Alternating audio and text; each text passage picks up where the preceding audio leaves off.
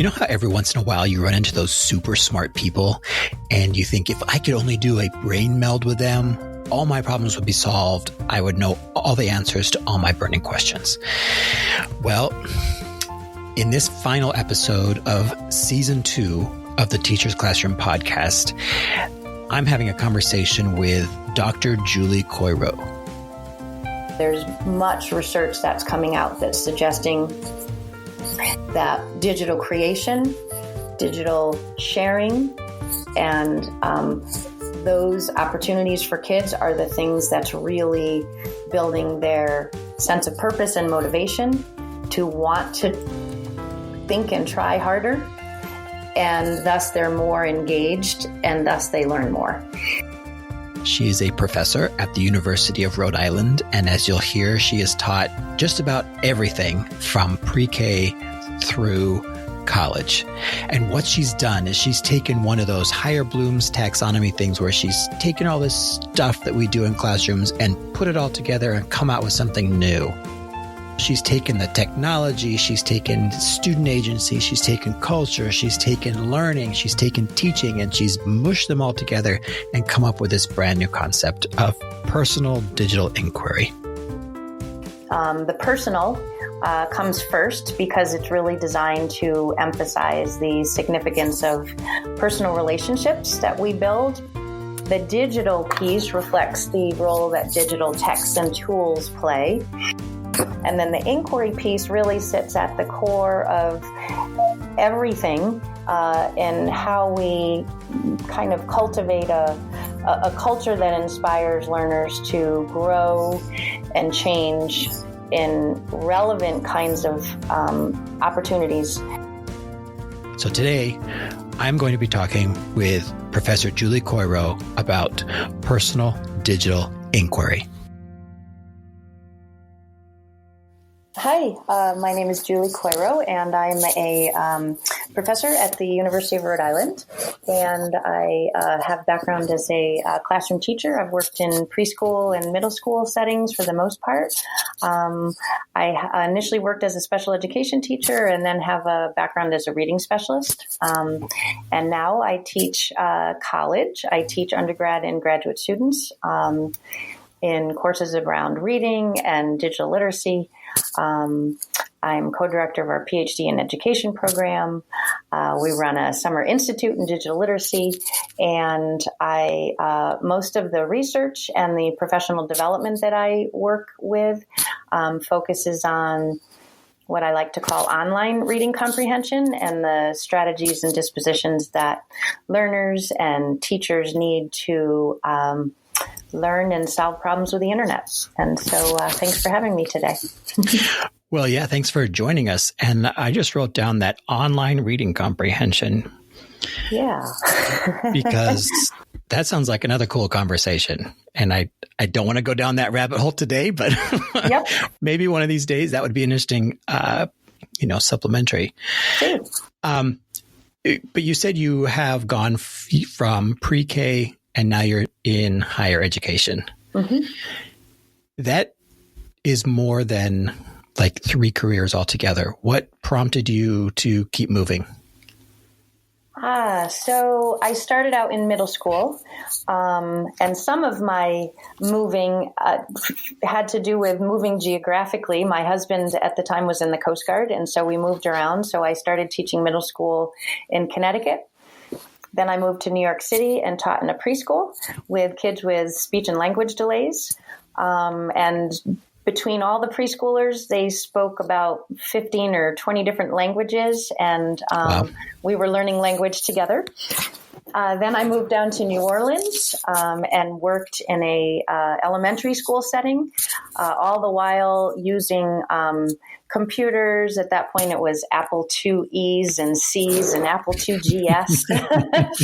And then moved to Northern California and upwards of north of San Francisco and worked in a number of different settings. And that's where I really started working with teachers and professional development. And that was actually back in 1994 when the internet was just kind of coming out. And so I did a lot of exploring And I was hanging out in a lot of teachers' classrooms and realized that the internet presented some really exciting possibilities, but it also presented some kind of scary things for teachers. And so I moved back to Connecticut, got my PhD, and have been kind of working across those levels ever since, really trying to watch learners at different ages, think about and talk with teachers about what makes teaching hard with different kinds of students, and the possibilities and the challenges of using what I like to call digital texts and tools as we start to think about how to promote deeper learning for kids.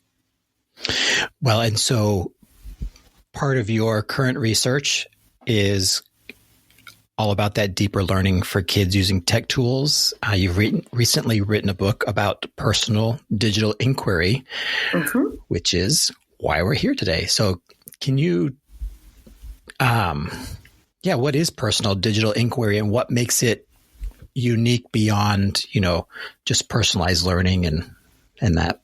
Sure. So the name of the book hopefully speaks to a little bit of that. The first part of the title is From Curiosity to Deep Learning. And really, the model of personal digital inquiry has those three components. The personal comes first because it's really designed to emphasize the significance of personal relationships that we build, both among ourselves as teachers and learners, but also between teachers and learners, and helping students and teachers know the personal role that we have in learning.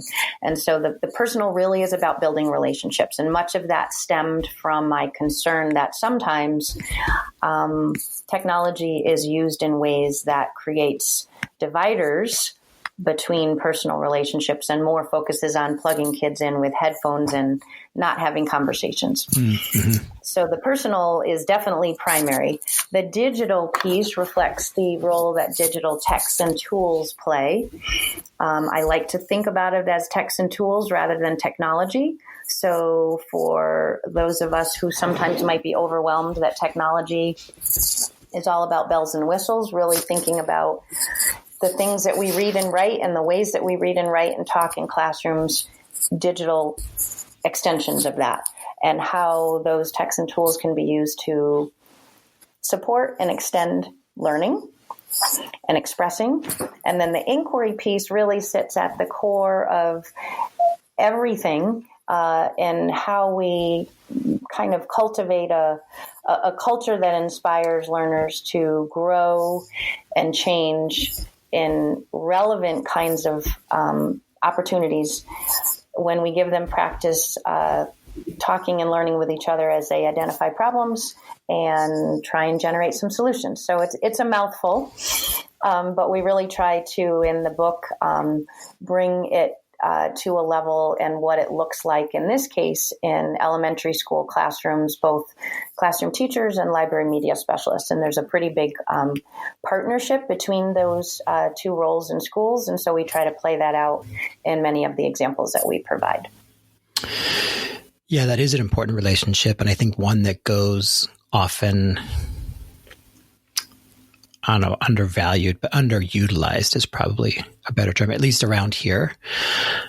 I know when I was the tech coach, the literacy specialist and the media specialist and we got together and made ourselves to be the three musketeers. And we were going around, all three of us going into a classroom to help teachers. And we got some cool things done.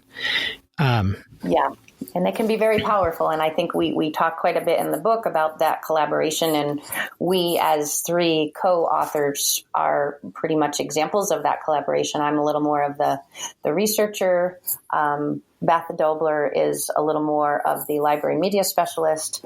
And Karen is a little more of the classroom teacher. But all three of us have gone across all three of those spaces. Well, and it's just another example of how powerful collaboration can be, for sure. Exactly. And that when it comes down to it, the essence of personal digital inquiry is these sets of practices And one of them is collaboration. And so basically, as we look at our own practices and we talk with teachers about what we call PDI, personal digital inquiry, it's really where in your classroom do you give kids and yourself the opportunity to wonder and discover, collaborate and discuss, create and take action, and analyze and reflect. And so those don't necessarily happen in any particular order, but that's really the framework of how we kind of organize opportunities in the classroom and how we think really big picture across a big unit. Where do we currently provide those opportunities, and where could we provide opportunities in ways that would help learners grow in our learning spaces? Well, so it sounds like from what you just said that there's a whole lot of change that has to go on in a teacher's classroom, and a lot of that starts with personal reflection.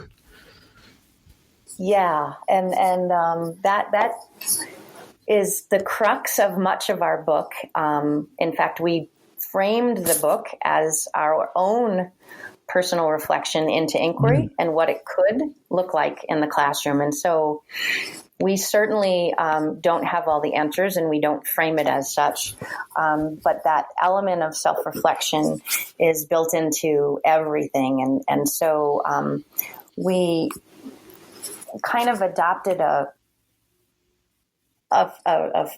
way of thinking about what's currently going on in your classroom. And that came from wandering around in enough classrooms where teachers in the one classroom next to the other had very, very similar resources in terms of digital kinds of things, but very, very different beliefs about what technology could do and very different beliefs about what was happening in their classroom. And so when we tried to put together what was making the difference, it really wasn't the technology that was making the difference. It was this culture that was in certain teachers' classrooms. And so for several years, I used to talk about culture and, close your eyes and imagine how it feels in your classroom. And teachers then wanted to know, well, how do we cultivate the spirit of inquiry? And so we really started to move towards thinking about, well, what's currently happening in your classroom that might look like inquiry in terms of what we eventually labeled as these 8 forces. And much of that work came from Ron Richards' book that talks about 8 cultural forces in any kind of setting, and in particular in schools.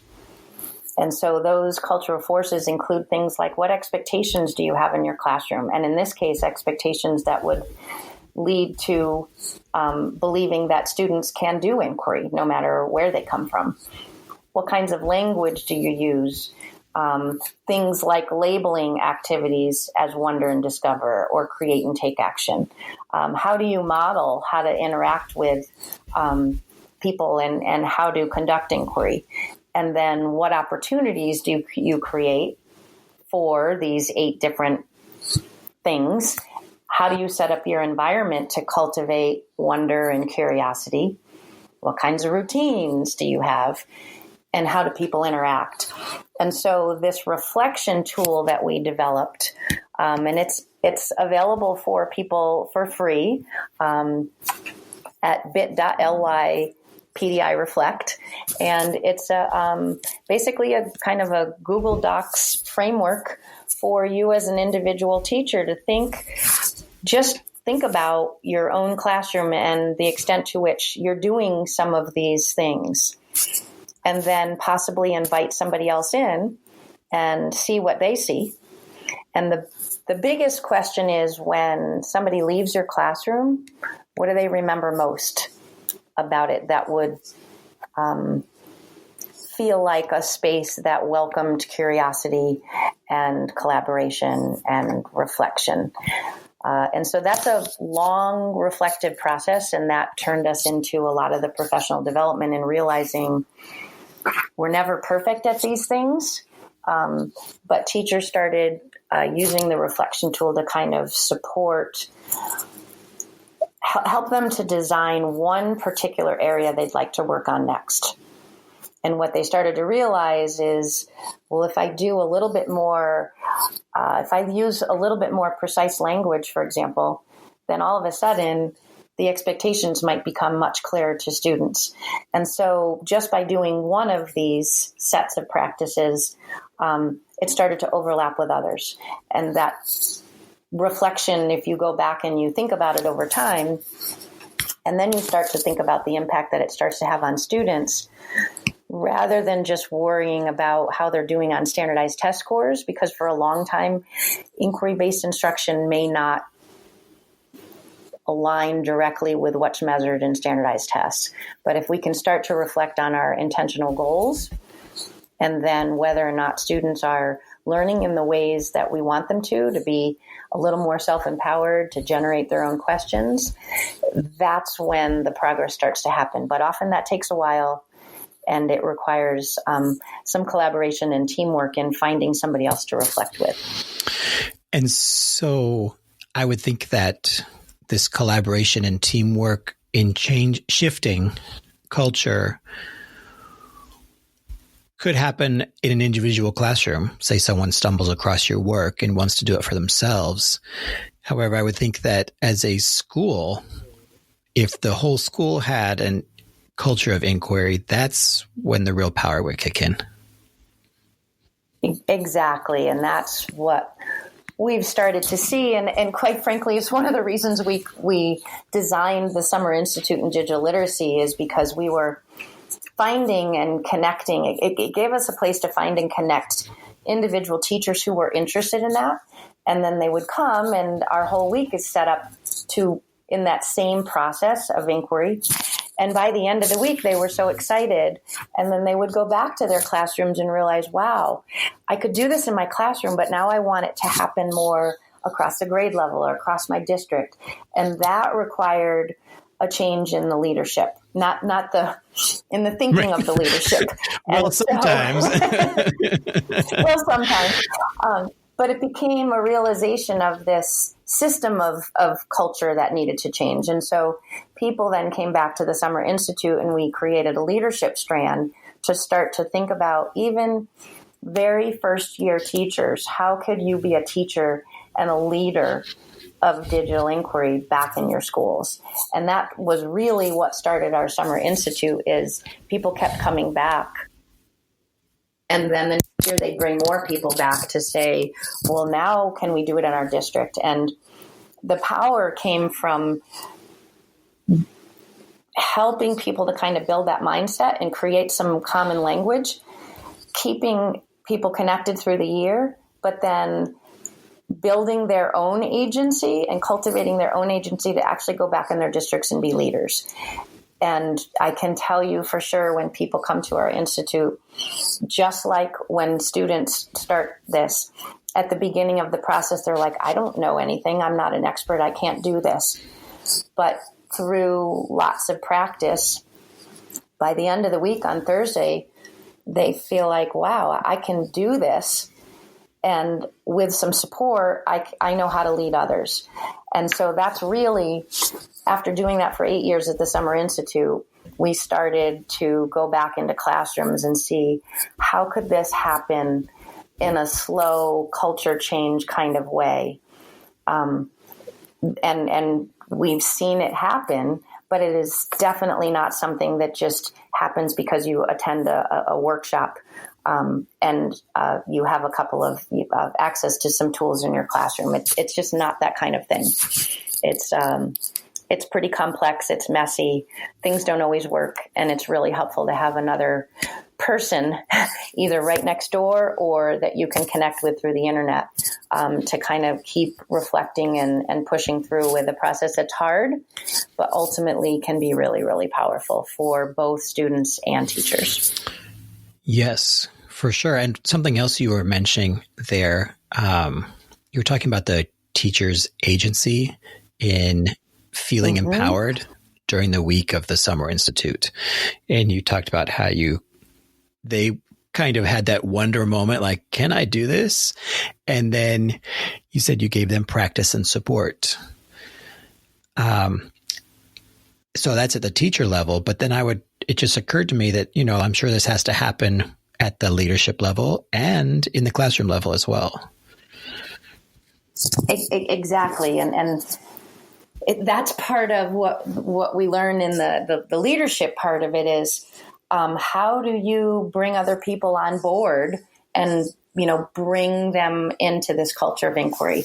And so it happens at all those levels. I think at the student level, one of the things we have in our book is this kind of framework of thinking about where are places in our curriculum that we could gradually release responsibility for students to take some of those ideas up themselves.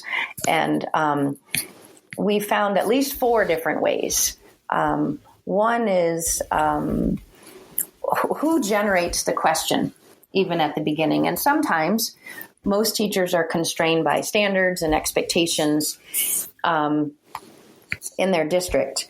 And so oftentimes teachers generate the essential question, and the students have less control over the discipline, if you will, that it fits into. But there's other places that teachers can let go of some of the resources, some of the control, by thinking about, well, who designs the kinds of resources and tools that they use to answer this question? And that's where the beauty of the internet can play a role, because I might be able to, as the teacher, select some digital texts and tools, but after introducing students to some of the routines and the expectations and helping them understand why one tool might work better than another, we might offer up the opportunity for students to choose from 2, 3, or 4 tools, or 2, 3, or 4 texts, or dare I say, the texts and the products that students create from one inquiry question can actually become the texts that other learners read to answer another question.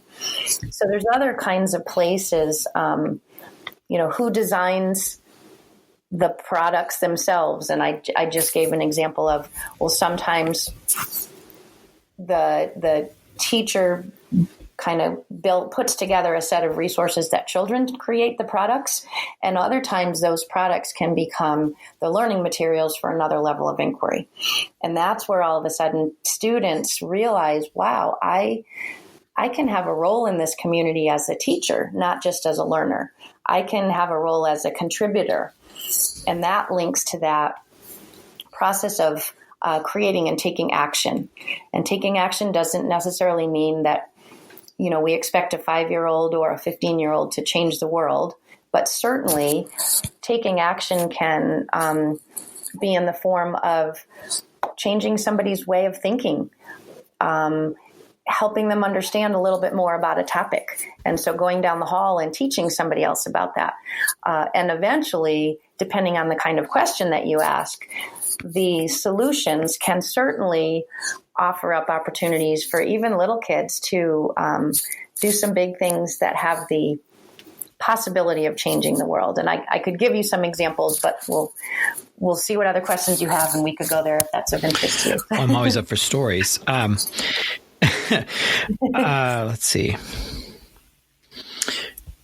So I was jotting down the notes there about the 4 areas of agency, because I think for a lot of teachers, myself included, I started teaching in the late 90s, and I was older. I went back to teach. And so I definitely had that old school mentality, and then as I worked through that and learned more, one of the most difficult things for me was relinquishing control to the kids. And I never quite got there before I left the classroom. So maybe one of these days I'll head back, because take all these things I've learned since I've left and put it to some good use. But I think that helping teachers help kids help themselves is really important. And it sounds like this is a process that can definitely take people in that direction. Yeah. Another part of the framework we actually adopted from kind of levels of inquiry, if you will, that they have used in Alberta, Canada, in their Alberta inquiry model. And it really parallels for any teachers who are familiar with reading instruction and thinking about modeled reading and guided reading and independent reading. It's similar, where inquiry isn't just one thing, and depending on your own comfort level and the comfort level of the learners in your classroom, there are also ways of modeling inquiry. For example, even talking about it today and providing examples. You can model inquiry in your classroom by helping students see that you're curious. What does curiosity look like? You know, you've come in the morning and you saw something on the news, or you bumped into something in the neighborhood and it made you wonder. And so in the beginning, it's just modeling. Well, I was curious and I looked up online, or I talked to somebody, and here's what I learned, and here's what I discovered, and let's talk about that together. And what questions do you have? You move the next level, and it can be something a little more what we call structured inquiry, where now the students get to make some choices. We might structure it in the context of, well, we have to learn about plants and the plant cycle, for example, in first grade. But what are some ways that we can offer up students choices about the text that they use, choices about accessing text that maybe they couldn't read by themselves, but they can use a text-to-speech reader. So you gradually kind of back off on all of the structure.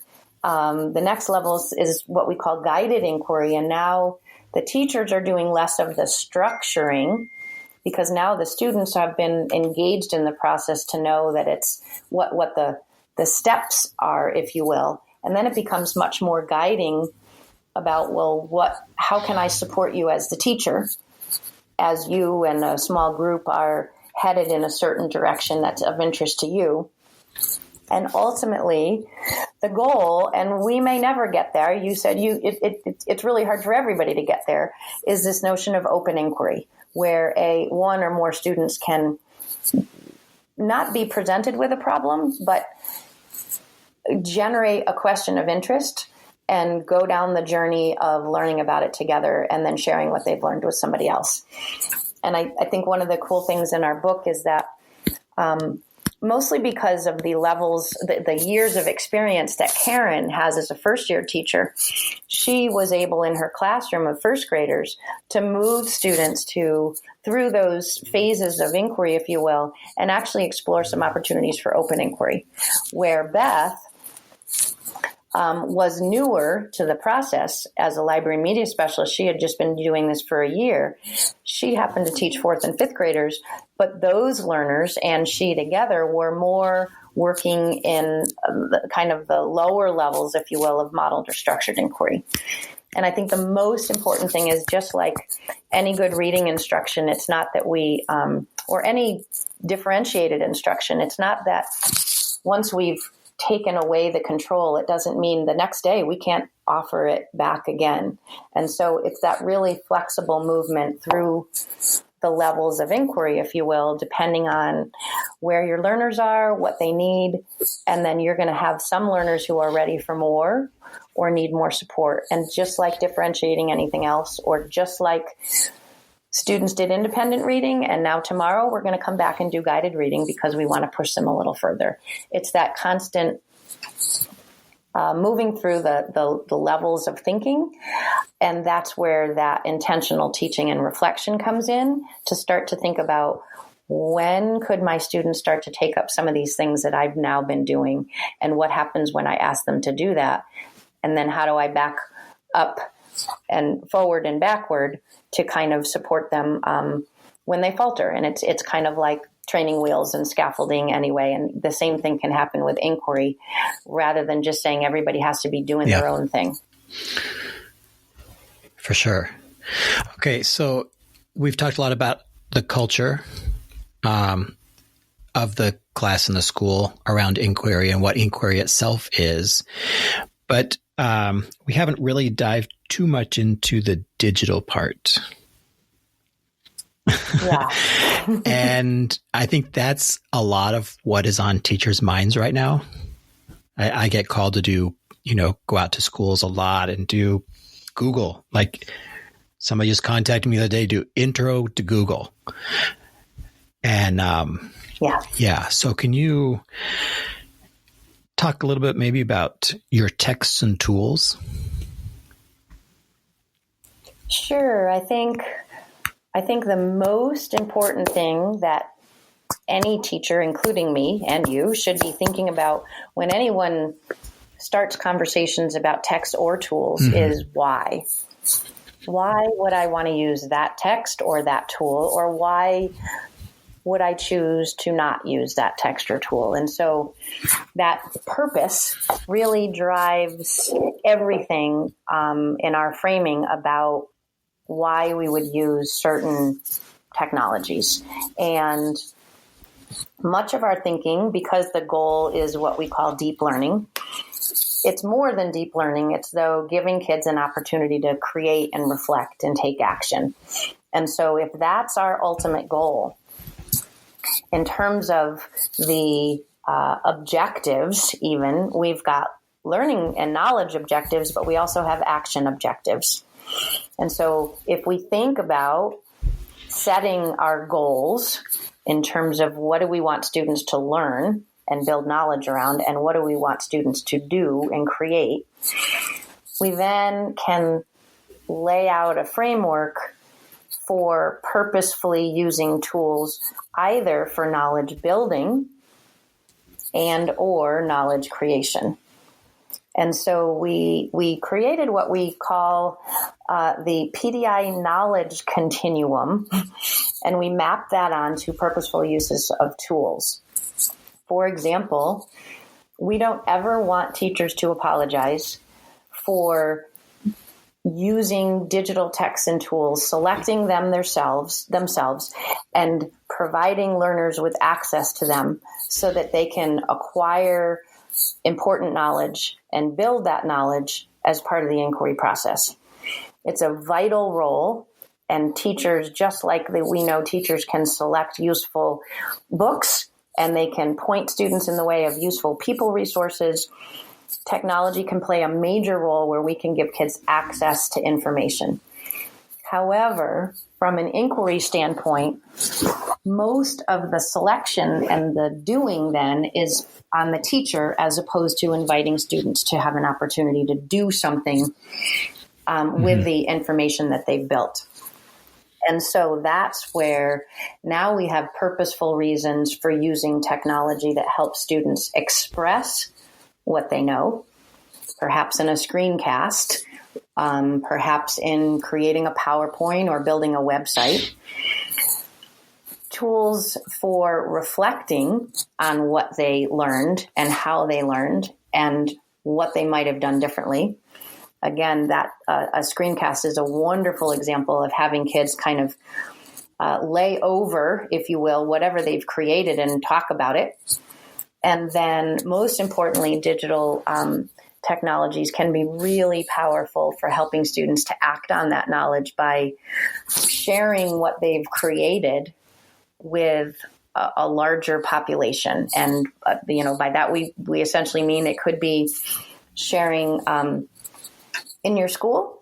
It could be sharing with anybody in the world. And technology allows us through blogs and podcasts and any assortment of different ways of sharing and then taking action in ways that I'm building somebody else's knowledge. I'm changing their decision about something in a way that now it becomes not just creating and but also taking action. So each of those purposes then can be backed up, and teachers can say, well, which technologies could I use and could my students use to acquire and build knowledge?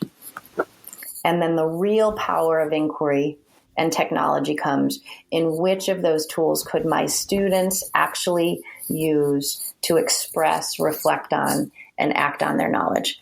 And there's much research that's coming out that's suggesting that digital creation, digital sharing, and those opportunities for kids are the things that's really building their sense of purpose and motivation to want to think and try harder. And thus they're more engaged and thus they learn more. And so it's not really about the technology, but teachers can very intentionally select tools that we can teach kids to select depending on their purpose. And that's really what we talk a great deal about in the book is how do you first create those opportunities to wonder and discover, collaborate and discuss, create and take action, analyze and reflect. And then what role can technology play once those practices are in effect? And that's where we see the power and just really like you start said, to happen. right there, that technology comes in at the end. Right? Yeah. And I tell people that all the time, Exactly. And they're always like, but Matt, I want to show my kids how to, make Google Slides. I said, okay, but but to what end? Why? To what I'm end? not going to teach them just Google Slides. It needs to be, because you want them to learn such and such standard or whatever. Yeah. And that really speaks, I know lots of people know about Daniel Pink's book, Drive, but there's loads and loads of psychological research behind that book. And, things like setting a purpose, having autonomy, doing something that's relevant. That's what innately drives people and learning. And so if we can build those principles into our instruction and use technology in ways that promote feelings of relevance and autonomy and purpose, then I would think that's the kind of learner we want to have that's going to actually be prepared to solve problems that we may not even know the problems, forget about the answers to the problems in the future. Well, and just since you brought it up, we are doing a book study on Daniel Pink's Drive in February. So if those of you are listening, you can join in the conversation. I haven't read it yet. I've heard so much about it. So that's, when you're in charge and picking books, you can kind of pick what you want to read too. So yeah. But anyway, so Julie, this has been a great conversation. I like to leave the listeners with like an actionable thing that they can take into their classrooms. So if someone wants to embark on this journey, what's something that either agency-wise or inquiry-wise or anything that we've talked about that's easy to do that will set them on the right track? So I think probably if I were to pick one thing, it would be to model and promote curiosity. And a very tangible example that I wrote about in a little article called The Magic of Wondering is the notion of starting with mystery, what I call mystery photos. And they're basically, it can start with any photograph of any thing, object, place in the world, person. But the trick is to not reveal the whole photograph. You reveal only a little triangle, perhaps, or a little square that has some of the features, but not all. And you start conversations about what could this be a picture of? And what are some of the features in there? And, what's some of the evidence that provide that makes me think it's that? And then slowly you kind of reveal more and more of the picture. And, kids tap into the knowledge that they have. They ask more questions. All of a sudden you have this big picture. And then if cultivated the right way, you've also got a list of questions that are coming up about that animal or about that plant or about that thing that they took a picture of in the community. And as a teacher, then you can be ready with some resources. You move that up to middle school level. There's another author, Vincent Ciardello, who talks about finding questions. And so you present in this same picture. It's not just a simple picture, but it has some kind of discrepancy in it, something that's kind of going to jar you a little bit. It's something that doesn't make sense. You teach kids how to ask questions, and then you use that as an example of how to move into a unit. So just real quickly, an example might be at an elementary or middle school level.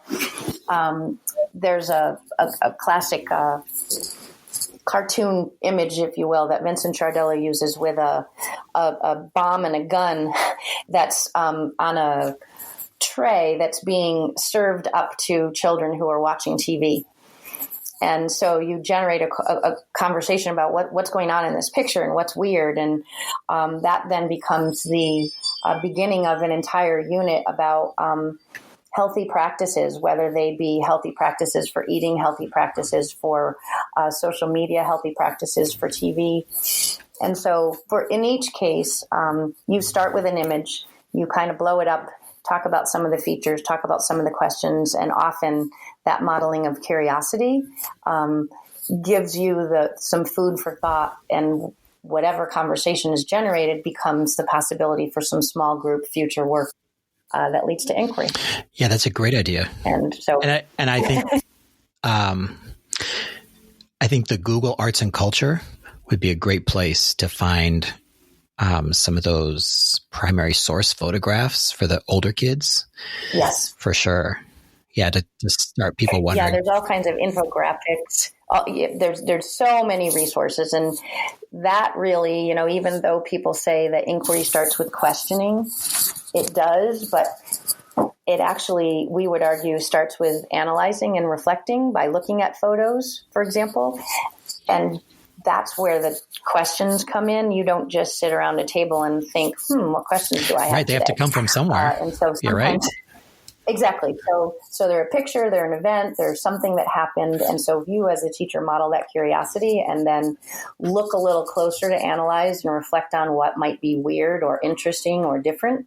Then the questions come, and then all of a sudden you're moving forward in a way that it gives a purpose for even asking questions. Why would I ask questions? Well, because I'm looking at this odd picture and something doesn't quite seem right. That's a great idea. For sure. Well, Julie, thank you so much for your time today. This has been a great conversation, and I know I've taken a whole page and a half of notes. A lot of them I will put up on the website, teachillinois.com/podcast under the show notes. So if people are listening to this and they say, I want to see more about Vincent Ciardello, I will look him up and put a link on there. You've already given me a ton of links. I will put those up there as well. But if people want to get in contact with you or find out more about you, how can they do that? The easiest way is through probably email. You could certainly, I have a Twitter hashtag at @jcoiro, JCOIRO. And you can certainly contact me that way, but email is often the best if you want some additional information. And that email is jcoiro@uri.edu. And I'm happy to share more information about some of the research that I do, the Summer Institute that is hopefully coming to Chicago next summer.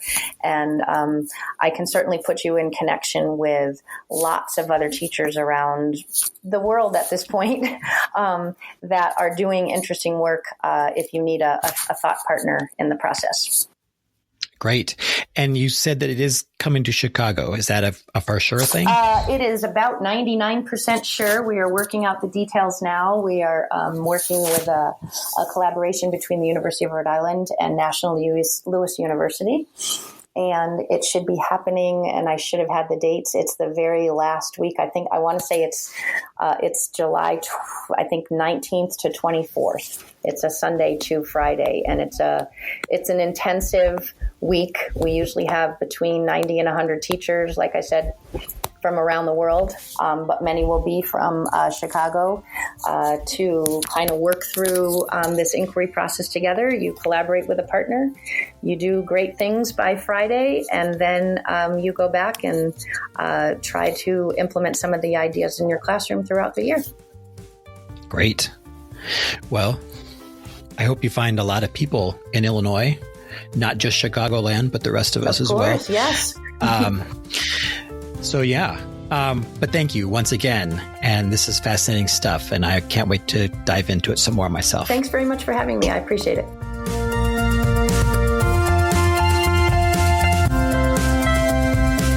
Thank you for listening to this final episode of Season 2 of the Teacher's Classroom podcast.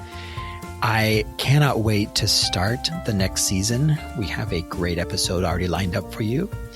We are going to kick off the new year talking about empathy, but then we're going to go straight into some serious topics, human trafficking and vaping.